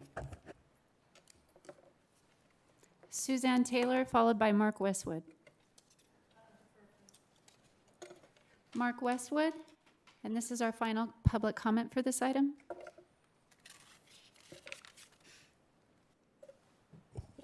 Using the Riverside San Bernardino Metro CPI is the best thing you can do. But we also recognize that it's very rarely used. Most of the time it's the cap, because the cap is always less. So we go with the staff recommendation to use the San Bernardino Riverside Metro. Thank you. I'm going to do some clarification. This has nothing to do with the CPI. This has everything to do with a special rent adjustment formula. Years ago, we didn't have a San Bernardino, Ontario region CPI. That came into place, I think, 8 years ago, roughly. Time flies when you're having so much fun. But before that, it was Orange County, LA area. So what this is doing is, in case a special rent adjustment application comes in and they have to go back to base year, meaning when the 19, before rent control, it gets factored up that way. And as Don was saying, there's a gap within our current ordinance where it doesn't clearly identify what the CPI we used in those earlier years. So this is just to clean up the process. When a park owner is looking to do a special rent adjustment, they know what index factor to look at during specific periods of time through here in Yucaipa. All right, thank you. Brief comments and a motion from my colleagues. I would like to move that we go with the staff recommended amendments to the ordinance and rules. First, do I have a second? I'll second that. Those in favor? Aye. Aye. Any opposed? Okay. Item 9. Item 9 is develop a separate, now this was, these were items that were added after we filed the staff report. Yeah, so this was my error. I admitted at the front of the meeting, and I'm gladly to say it again, that I mistakenly did not see the submittal by Augusta Communities that was sent back to the city in January. And even though the packet's been out for a while, it's still my fault, but we weren't alerted to the issue until Thursday late afternoon. And Don and I worked on it over the weekend to present the items that were identified in her letter, but were not covered under anybody else's stakeholder comments. So we have 3 items to present to you that was raised by Suzanne through Augusta Communities that were not brought up by any other stakeholder. Okay, the first item is to develop a separate rental adjustment policy for nonprofit owners. And again, Augusta Communities is a nonprofit entity. They purchased Valley View in 2000, and they were involved in a MNOI rent adjustment hearing in 2020. They were, there was a hearing, they were able to obtain a rent increase. During the course of that, they claimed that nonprofit parks have unique expenses and financial arrangements that should be analyzed differently than for-profit parks. And they propose, they were treated similar to a for-profit park at that hearing. The option 1 that they have proposed is to amend the ordinance to provide a separate rental adjustment property for nonprofit-owned parks, recognizing their unique regulatory and financial responsibilities. Option 2 is retain the existing language of the ordinance and rules and not create a separate procedure or policy regulating the determination of rent adjustments for nonprofit parks. That was the option, that's the option recommended by staff. Thank you, sir. Madam Clerk, any comments? We have one public comment from Suzanne Taylor.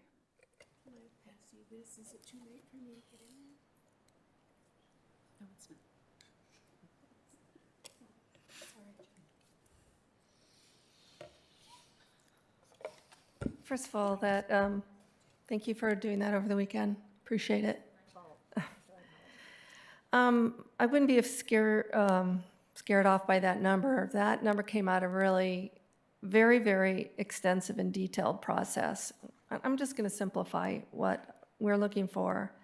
Nonprofits are regulated entities that play a critical role in preserving affordable housing, yet we face regulatory and financial burdens that are unique to our 501c3 status.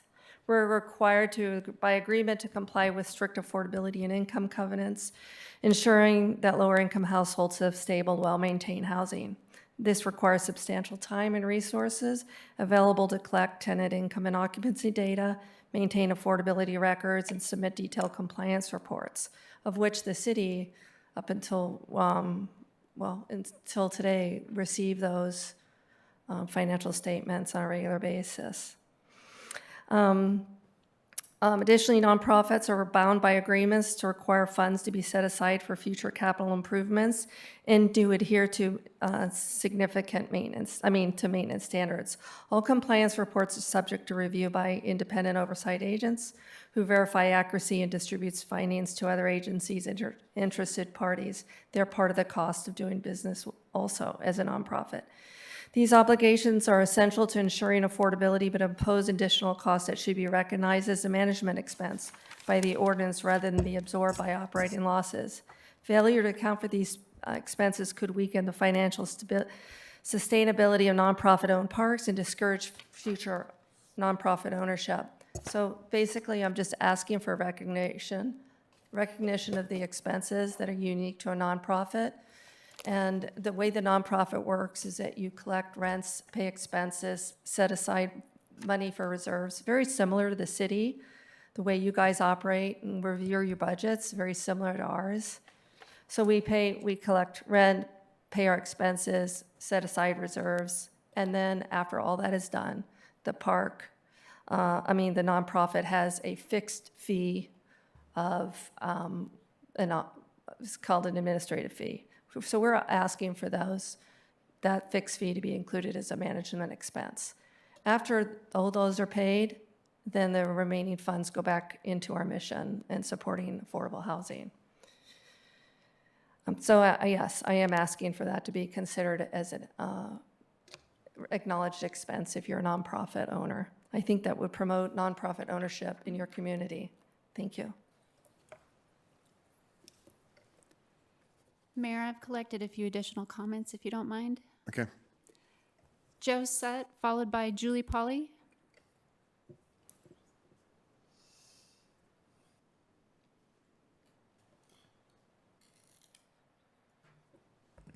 Hi, it's Joe Sutt again. I didn't anticipate speaking on this issue. I didn't do my homework. My park has been purchased by Augusta Communities, which is a nonprofit park. And I have no understanding of how that works with the ordinance, but I can see that it needs to be different. There's something different. They have different things going on, and I don't understand them yet, but I think it needs to be explored. Anyway, so hello, goodbye, sorry. Julie Polly, followed by Mark Westwood. This topic deserves a lot of study and consideration by this council. You really need to look for unique ways that your local ordinance can promote nonprofit ownership. I don't represent the nonprofit owners. Obviously, I represent the investors. I fear that this ordinance has gone on for too long, that the ship has probably sailed, and the nonprofit ownership provides a ripcord for your investors that are expensive and difficult for you all to deal with the competing interests. So this nonprofit ownership, Suzanne is 1,000% right. It's different. So is Joe, right? She said that. It's just different. They have different costs. They bond things out. They bond the expenses or the cost out over many, many years for very low interest rates.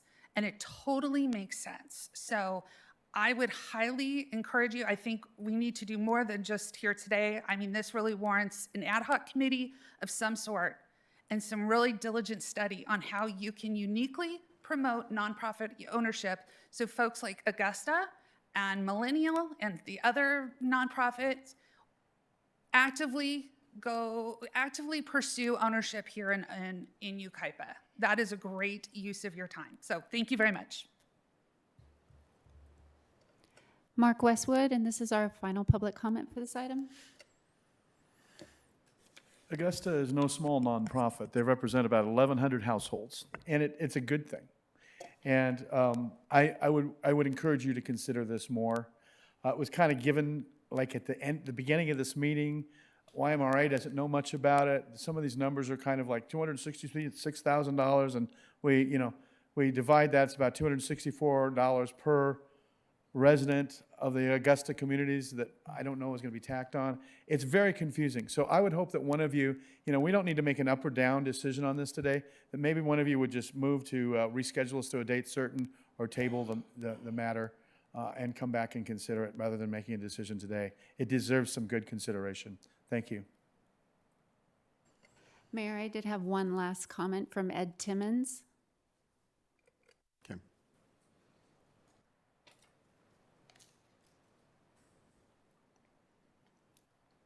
Hello, Council. Just piggyback on what Mark said. These last three subject items have just popped up, and we haven't had time to discuss with our constituents and members that are in those nonprofit parks and kind of explore this. So if we could give it some more time and more research at a later date, that'd be great. Thank you. It's the last one. Back to council for. I would just like to clarify that at least when we did the hearing, we attempted to determine if if other jurisdictions were treating them differently. We did not find that they were being treated differently in a rent control context. Okay. And this is not a new topic for the biennial review. There are new people here that haven't been a part of it, but this is not a new topic. And so, we hear what they're saying, but we constantly communicate too to figure out what other cities are doing in terms of treating nonprofits different in a special rent adjustment case. And none that I know of, but it doesn't mean that we can't continue to have ongoing communications with Suzanne and look at maybe other city examples that they can provide. But this is not a new topic for the city of Yucaipa. And Valley View Mobile Home Park is the most recent park that went before the council and commission for an MNOI adjustment. Impacted the residents in that park by $60.21 for their park. So I understand they are working with Suzanne and being at her park. She runs that park very well. She communicates a lot with the residents in that community. And I know Joe Sutt's new to the nonprofit world, but I just want to make sure residents understand that just because it's nonprofit doesn't mean that it's going to be less cost for them. She's talking about her expenses in running the nonprofit, having her board, the bonds, costs associated with that. So I want to make sure this is not a new item before this council. It has been brought before several councils before you. And so the city staff's recommendation is we retain the existing language. Thank you. Back to the council for brief comments and a motion. We got two more items left. And we got 6 minutes. Go ahead, Chris. No, go ahead. We did reschedule the meeting originally for 30 days to give YMRA a chance to have some more time. So I would like to move that we reschedule this for a later date. Do I have a second? I'm sorry, what would we be rescheduling? Well, they asked for more time to review this and isn't that my understanding? Yeah, YMRA is requesting more time. However, then we can bring it back, but it delays any part of this biennial review if you want more time to look at if you want to treat a nonprofit differently if they come before the city council with a special rent adjustment application. It can't be just held out individually, this one item? It's part of It's the part of the whole adjustment to thing. the, yeah, we'll do first and second reading of the ordinance. We're coming back 2 additional times because we have to bring the amendments to the reso, first reading of the ordinance, then we're coming back with a second reading of the ordinance. And this review happens every 2 years. Every 2 years. No, every Oh, is it odd numbered year. Every Okay. odd number year. Every other year, it's Oh, brought every other before, year. back Okay. before council. If I could just make one No. Not right now. Sorry. Here's a thought. We take staff with their recommendation now. Between now and the next time that we have this, the next review that we have, which is what, 2 years? Have staff look at it and see if there's any other things that we need to do to maybe make it more take some of these items in consideration that are being posed this time around. Look at and see if there's been any other changes, any other our sister communities, see if there's been any changes in how they're being treated or considered. See if we need to make changes then, get in front of it a little, give us some time to get in front of it so that we have that information for the next time we have the review. I withdraw my motion then and go ahead with a new one. Do you have a question? Good. No, go ahead. Thank you, Mayor Pro Tem. I specifically, City Manager, when we start researching this after we move forward, this bullet here, Augusta Communities claims that nonprofit parks have a unique expenses and financial arrangements that should be analyzed differently than for-profit parks. I'd like to know what that really means. If we could get an answer to that, you may be able to get that pretty quickly. You don't have to do it tonight, but when we talk about that at some point, I'd like to know what the uniqueness is and why the expenses would be analyzed differently. I mean, it's Well, maybe again, maybe that's because we don't know enough about this at this point. But I do remember this has been brought before. I did sit on that commission previously, so I do remember this. And I agree with the moving it forward tonight. I don't know who made the motion, if we've done that yet. It was a thought I brought up, and I wasn't trying to step on Councilwoman Woolsey's motion, but it's just an alternate thought. Yeah, You want to amend your motion? I can amend my motion, yes, to mine? to yours. Okay. Quick comments? Okay, so we have a first and a second. Yes. Those in favor? Aye. Aye. Those opposed? Okay. Clear as mud? Yes. All right, item 10. Item 10 is replace subjective language for capital improvements necessary for health and safety issue.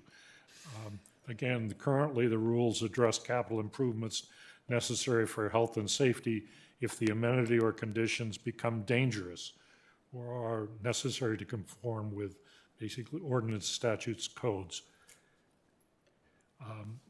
The proposal is that instead of using the word dangerous, that this be replaced with a concept that it is an amenity has reached the end of its useful life and needs to be repaired.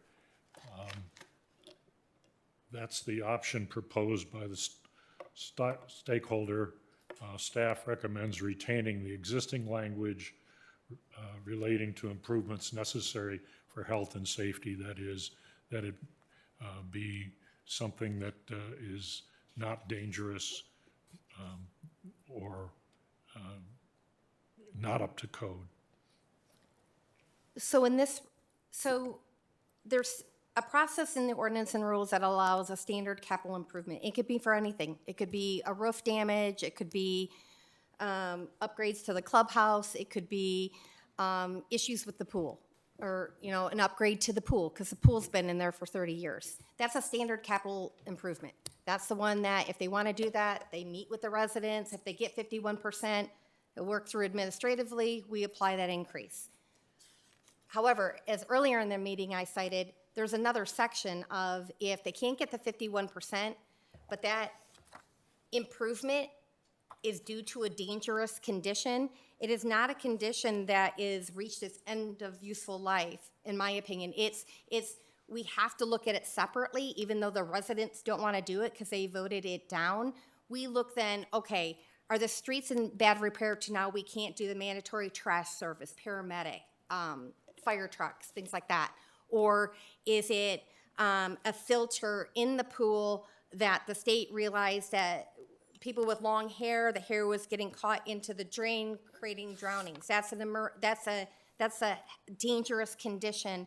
Those then go through the city staff, and we review it, and then we administratively can pass on that improvement. I think putting the term "reach the end of its useful life" is a matter of interpretation. That you could weigh where a dangerous condition typically is because we can't do a mandatory service, or there's a state mandate regarding a change to improve safety in a park. So hence, why I'm recommending keeping the original or retain the existing language. Thank you, ma'am. Madam Clerk, do we have any comments? We have one public comment from Susan Taylor.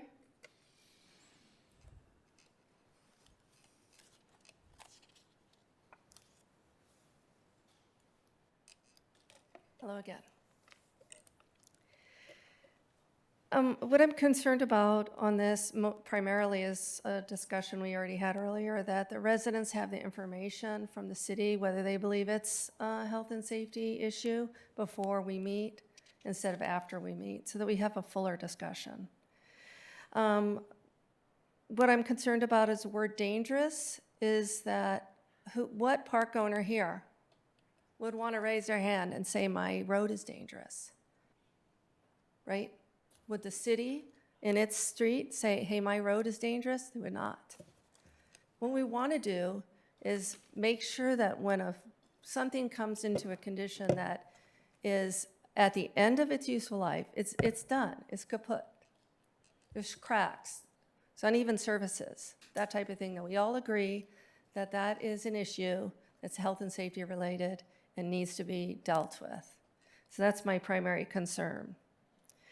I think the word dangerous is subjective and open to interpretation, can lead to disputes between park owners, residents, and regulators who regulate our business as well, as we talked about earlier. And in talking about regulation, that's the part that's different than many for park owners. Now, I will acknowledge, and Mr. Warren would probably support this, or would definitely, that private loan agreements also require some of the oversight that nonprofits do, but on top of that, we have a lot of other expenses related to compliance. To answer your earlier question about what's different, that's basically what it is, compliance related and administrative, because anything else goes back into the park. We don't distribute dividends or profits to private owners. It goes back into our mission. So my request on this is actually to change the language to be more representative of what health and safety violation really is, and also to ask for reconsideration on sharing that information with the residents during our meet and confer before they vote. Thank you. Thank you, ma'am. Is there any more public?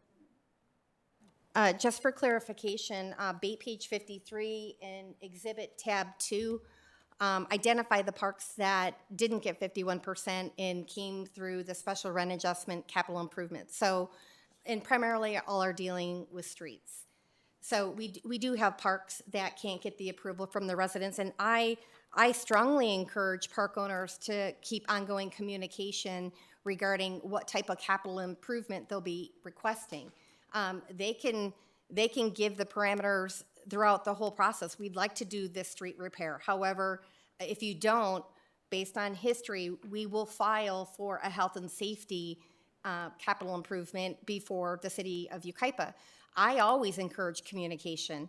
And so there's nothing that prevents the city. The city's not preventing the park owners to meet with their residents several times to try to get their 51% buy-in. Trust me, that's the best route that we can go as a city, as the residents in the park and the park owners. But if they can't agree, but the park can show that it's needed to prevent an ongoing dangerous condition and it qualifies for health and safety, then the city will hear the application. Thank you, ma'am. No other comments? Back to council for comments and a motion. I'll make a motion for staff recommendation on number 2. I'll second the motion. Got a first and a second. Those in favor? Aye. Aye. Any opposed? All right, last item. Item 11. 11 is revise the meet and confer process of the ordinance and administrative rules. Sections 15.20100E of the ordinance and section 40006 of the administrative rules set forth the procedures. Augusta proposed a series of changes to these procedures, which go on in great detail, but would include more informational sessions with the park owners and homeowners, greater use of the city staff, substitution of audited financial statements, funding mediation during the process. There's already mediation, and limiting resident voting to active participants. Their option is to amend the ordinance to provide these changes, and the option 2 is retain the existing language of the ordinance and rules and not create additional complexities in this meet and confer process. That's the option recommended by staff. Thank you, sir. Any public comment? One public comment from Suzanne Taylor.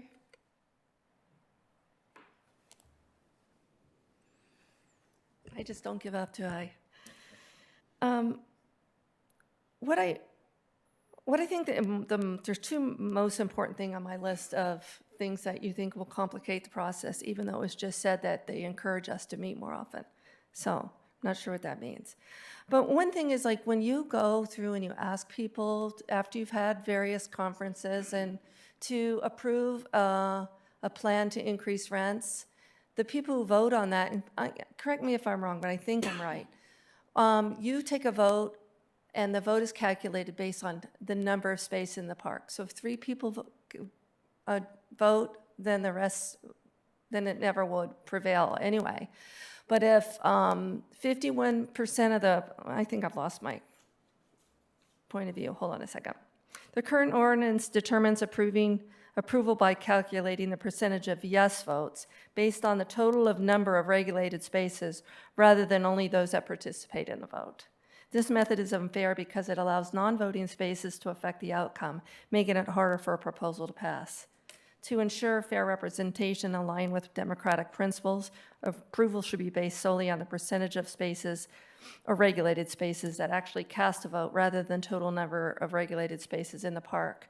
Just like you would vote for your any tax increase in your park, in your community, like you just did.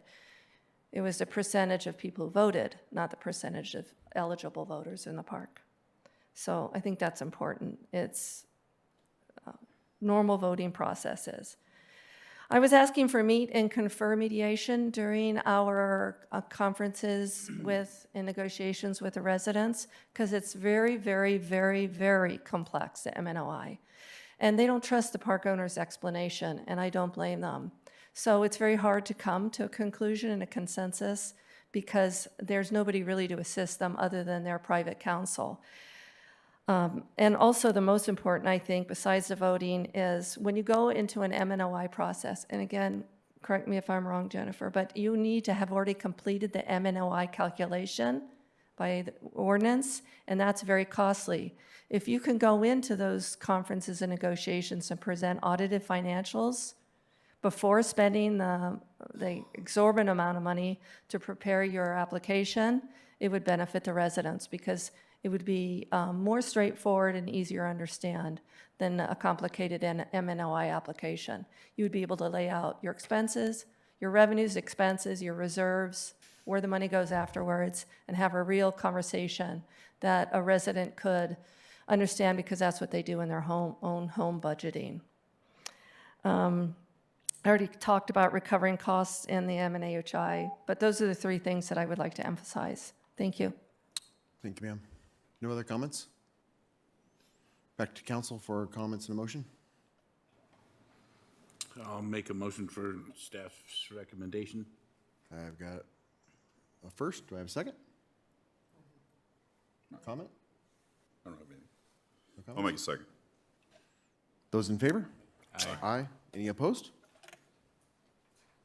Okay.